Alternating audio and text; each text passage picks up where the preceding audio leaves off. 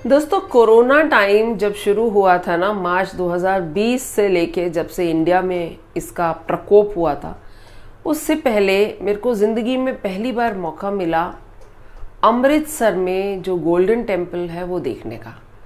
हम लोग गए थे जनवरी 2020 में, और उसके बाद ऑफ कोर्स कहीं निकलना हो ही नहीं पा रहा है ज़्यादा ऐसे टूरिस्ट प्लेस पे।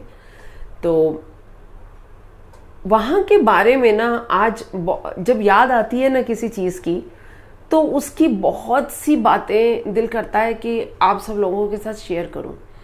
तो आज ना मैं आपको गोल्डन टेम्पल के बारे में कुछ ऐसी बातें आपसे शेयर करना चाहती हूँ जो बार बार मेरे मन में आती हैं। दिल्ली में ना बंगला साहिब में मैं बचपन से लेके मेरी बहुत यादें जुड़ी हुई हैं। हम लोग जाते थे वहाँ पे और ज़्यादा बैठना तो नहीं होता था, बस एक ना राउंड लेते थे हम लोग उसका, जो गुरु ग्रंथ साहिब रखे थे उसके आसपास राउंड लेते थे। और वहाँ का प्रसाद जो था ना वो फेवरेट मेरा, बस ऐसा लगता था जैसे हम प्रसाद खाने के लिए जा रहे हैं। तब तो बच्चे थे ना, तो और किसी चीज़ का तो कुछ था नहीं, बस वो क्रेज़ होता था कि वो कड़ा प्रसाद खाना है, इतना गरम गरम, और जितनी बार मर्जी ले लो आप, कोई टेंशन नहीं है, जितना मर्जी खाओ। ओके, तो वो ना हम ले लेके खाते थे। और अब ना इतनी बूढ़ी हो गई हूँ, लेकिन आज की डेट में भी ना मुझे वो कढ़ा प्रसाद का जो लालसा है ना वो आज भी मेरी ख़त्म नहीं हुई। आज भी मुझे बंगला साहिब में जाके कढ़ा प्रसाद खाना, और यहाँ हम लोग जो गए अमृतसर गोल्डन टेम्पल, वहाँ पे कढ़ा खाना बहुत ही अच्छा लगता है। लेकिन इससे जो बड़ी बात मैं आज आप लोगों से शेयर कर रही हूँ ना दोस्तों, मन की बात है। जैसे कि आपको पता है मेरे चैनल का नाम मधुज जो दिल का है, तो ये चैनल मैंने शुरू ही इसलिए किया है कि मेरा जो दिल करता है ना, बस मैं आप लोगों के साथ में बात कर लेती हूँ। स्पेशली जब आप किसी पर्टिकुलर जगह पर जाते हो, किसी रिलीजियस प्लेस पर आप विजिट करते हो, तो उसके लिए आपको काफ़ी एफर्ट करना पड़ता है ना। आप स्पेशली अपने घर से दूर ट्रेन में जाओगे, प्लेन में जाओगे, चढ़ाई चढ़ के जाओगे, इतना डिस्टेंस ट्रैवल करके जाओगे, तो एक बहुत एफर्ट लगता है। अब मोस्टली जो ऐसे पॉपुलर रिलीजियस प्लेसेस हैं जैसे कि गोल्डन टेम्पल अमृतसर का, वहाँ पर लाखों में लोग रोज़ जाते हैं, लाखों में। जो वहाँ के लोकलाइट्स हैं, जो आसपास के एरियाज़ के लोग हैं, उनके लिए तो शायद एक रेगुलर उनका रिजाइम है कि उनको जाना ही जाना है। और हम जैसे लोग जो स्पेशली विज़िट करते हैं तो वो भी जाते हैं। अब जाकर आपको किस लिए जाते हैं? अब मूर्तियां तो घर में भी हैं, ठीक है, और जो भी आपके ग्रंथ हैं आप छोटी छोटी बुक्स के फॉर्म में आप घर में पढ़ भी लेते हो, और ऑडियोज़ भी हैं, आप ऑडियोज़ भी सुन लेते हो, गुरुबाणी भी सुन लेते हो, और बाकी भी कीर्तन भजन वगैरह वगैरह मंत्र सब कुछ सुन लेते हो। तो स्पेशली आप किसी रिलीजियस प्लेस पर क्यों जाते हो? दो बातें। एक तो आपको वहाँ का बहुत मानता है, ठीक है, हर इंसान जाता है मन में एक मुराद लेकर कि मेरी मुराद पूरी हो, भगवान से बहुत कुछ मांगते हैं, गुरु बाबा से, रब से।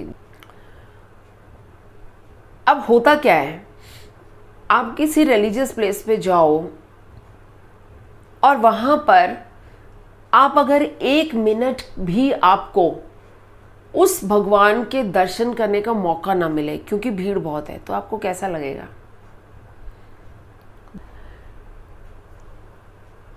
आप जानते होंगे जितने भी ये बड़े बड़े रिलीजियस प्लेसेस हैं वहाँ पे वीआईपी दर्शन का एक कॉन्सेप्ट है।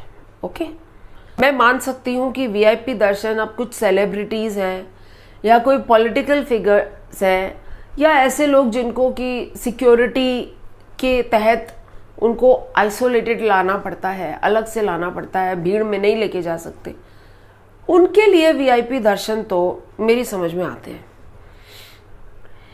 लेकिन मैंने गोल्डन टेम्पल में जो चीज़ नोटिस की दोस्तों, हम लोग लाइन में खड़े थे, लाखों लोग लाइन में खड़े, लेकिन इतनी सिस्टमैटिकली लाइंस मूव कर रही थी दोस्तों, इतनी सिस्टमैटिकली, ना कोई धक्का, ना किसी को कोई चिड़चिड़ाहट, सब आराम से अपनी टर्न का वेट कर रहे हैं।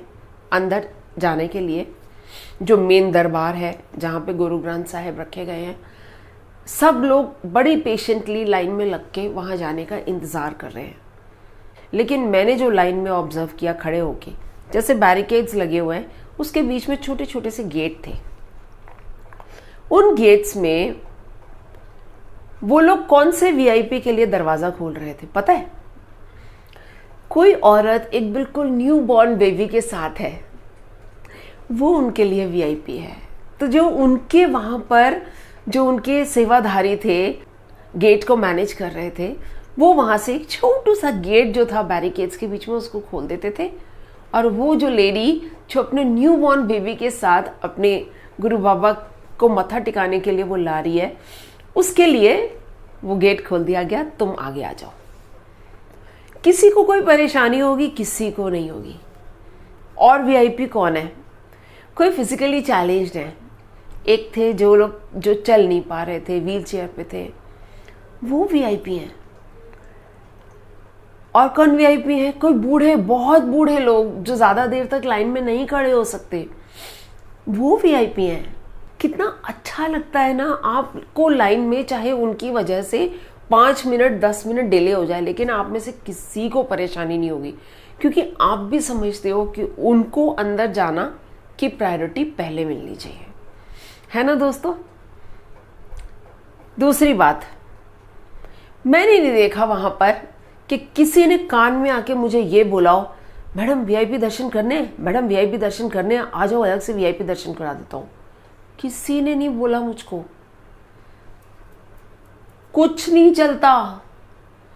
ना कोई वहां पे स्पेशल आरती या स्पेशल वो कहते हैं ना, क्या सुबह की आरती है जिसके पर पर्सन 2000 रुपए दे रहे होंगे या 3000 रुपए दे रहे होंगे।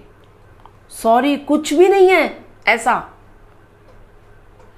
आप अंदर जाते हो, एंटर करते हो दरबार में, मत्था टेकते हो।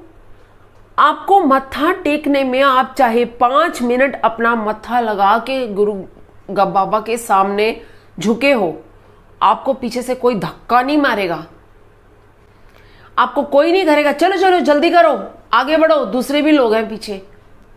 किसी ऐसी जगह पर जहां आप अपनी श्रद्धा, अपनी भावनाएं और अपने सुकून के लिए जा रहे हो, इतना डिस्टेंस ट्रैवल करके, वहां पर अगर आपको कोई 2 सेकंड भी खड़े होने ना दे और पीछे से धक्का मारे, ऐसी जगह पे क्या आपको सुकून मिलेगा? हमने इतने आराम से दर्शन किए, ऊपर पूरे इतने अच्छे से उन्होंने मैनेजमेंट रखी है। वहां से ऊपर पूरे कॉरिडोर्स हैं, पूरे कॉरिडोर्स हैं जहां बालकनीज बनी हुई है, छोटे छोटे बैठने की जगहें हैं, और साथ में नीचे जहां गुरु ग्रंथ साहिब हैं वहां पे आपको दिख रहा है और गुरु बाणी कंटिन्यूस चल रही है। हम वहां पे दर्शन करके हम ऊपर जाके एक पर्टिकुलर बालकनी छोटी सी हमने ले ली, हम 3 जने थे एक साथ, और वहां पे हम घंटा बैठे रहे। हमें किसी ने नहीं बोला कि चलो भाई देर हो रही है जल्दी करो, दूसरों को भी बैठने दो। नहीं, आपको जितनी देर बैठना है बैठो। वहां से बाहर आए, प्रसाद, मेरा फेवरेट प्रसाद। आपको पता है कितनी अच्छी बात है, वहां पे इतना रिच वो प्रसाद होता है ना। कढ़ा जो होता है प्योर देसी घी में बना हुआ, बिल्कुल जब आप दोने में लेते हो ना तो ऐसे देसी घी तर रहा होता है ऊपर, और इतना स्वादिष्ट। शायद उसमें वो जो गुरु बाबा का जो बाणी होता है ना, उसका पूरा जो मिठास और उसका जो रस है ना, वो उसके अंदर आ जाता है।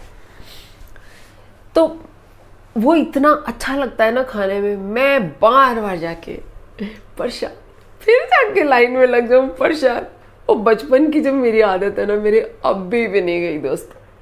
और आपको एक बात और बताऊं, वहां पर ये जो प्रसाद के दोने मिलते हैं, जो हम अंदर भी लेके जाते तो चढ़ाते हैं, आप चाहे 11 रुपए का प्रसाद चढ़ाओ, चाहे 51 का चढ़ाओ, चाहे 101 रुपए का चढ़ाओ, आपको वही दोना मिलता है। ऐसा नहीं है कि आपने अगर 11 रुपए दिए हैं तो आपको इतना सा देंगे, जिसने 100 रुपए दिए हैं उसको इतना सारा देंगे, नहीं। वही प्रसाद आप अंदर लेके जाते हो, उसमें से थोड़ा सा वो गुरु बाबा के प्रसाद में मिक्स करते हैं, जो बाहर सबको बांटते हैं, और बाकी दोनों आपको देते हैं। आगे आती हूँ, लंगर। आप सबने सुना होगा गुरु का लंगर। लाखों लोगों को कितने प्यार से और कितने सिस्टमैटिकली वो लोग खाना खिलाते हैं। हम लोग गए वहाँ, बड़ा सा हॉल जहाँ पर सब लोग नीचे बैठते हैं।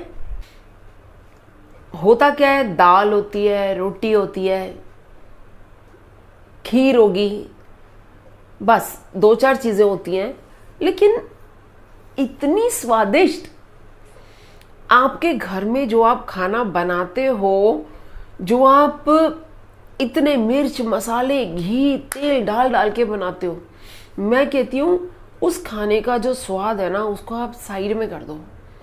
जो स्वाद वहाँ ज़मीन पे, चाहे कोई अमीर है चाहे कोई गरीब है,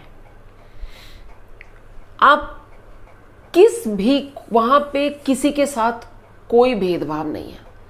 सब लोग एक साथ बैठते हैं लाइन में, एक ही पटरी पे बैठते हैं। ऐसा नहीं है कि आप वीआईपी हो या आप अमीर हो, आपके पास पैसा है तो आपको अलग से एक जो है हॉल मिलेगा, वहाँ पे आपको टेबल चेयर लगा के देंगे और स्पेशल थाली सर्व की जाएगी। नहीं, आप सब लोग एक ही दरी पे बैठोगे, एक ही थाली मिलेगी, एक जैसी थाली, उसी में सब लोग खाना खाते हैं। जब झूठी प्लेट हम लोग अपनी लेके जाते हैं, थाली वहाँ पर देते हैं, वहाँ पे इतने सारे लोग लाइन लगा के खड़े हैं, सारे सेवा करने के लिए। वो लोग आपसे थाली लेते हैं, एक एक करके वो थाली सब आगे पास की जाती है, आगे जाती है। एक उसको धो रहा है पानी से, दूसरा उसको मंज रहा है, तीसरा उसको फिर से पानी से निकाल रहा है, चौथा उसको कपड़े से पोंछ रहा है, पांचवा उसको आगे पास कर रहा है, ताकि जो फिर से दूसरा लॉट है खाने के लिए, जो दूसरे लोग खड़े हैं जो अंदर बैठ गए, उनको ताज़ी ताज़ी मंजी हुई थालियों में फिर से खाना सर्व किया जाए। कितनी बड़ी बात है दोस्तों। तो बस मैं सिर्फ ये कहती हूँ कि मुझे गोल्डन टेम्पल में जाके, गुरु बाबा के दरबार में जाके बहुत मज़ा आया। काश मुझे फिर से मौका मिले। मेरी बेटी को मैं नहीं ले जा पाई थी, वो नहीं चल पाई थी, और उसका बहुत दिल है, और इंशाअल्लाह शायद जल्दी हम लोग फिर से जाएंगे। मैं ज़रूर जाना चाहूँगी ऐसी जगह पर जहाँ पे जाके इतना सुकून मिलता है, जहाँ कोई भेदभाव नहीं है, जहाँ कोई किसी में कोई बड़ा नहीं कोई छोटा नहीं। जाओ ऐसी जगह जहाँ सुकून मिले, जहाँ दिल कहे जाने के लिए। वरना मंदिर तो अपने घर में भी एक पूजा का स्थान है, एक कोने में बैठ जाओ दरी बिछा के, आंखें बंद करके, और कोई मूर्ति नहीं भी है आपके आंखों के सामने तो आंखें बंद करके विजुअलाइज कर लो, दिमाग में ले आओ और वहाँ पे बैठ जाओ। उससे बढ़िया सुकून तो मिल ही नहीं सकता ना। तो इंसान ऐसी जगह जाए जहाँ पे सुकून मिले तो मज़ा आता है। बस ऐसी दिल की बातें मैं आप लोगों से शेयर करती रहती हूँ। जब मेरा दिल आता है ना तो मैं कैमरा उठाती हूँ और आप लोगों के साथ बात करना शुरू कर देती हूँ। चलो, बहुत लंबा कर दिया एपिसोड आप लोगों के लिए। अच्छा लगे तो एक लाइक दे देना। फिर मिलूंगी, बाय।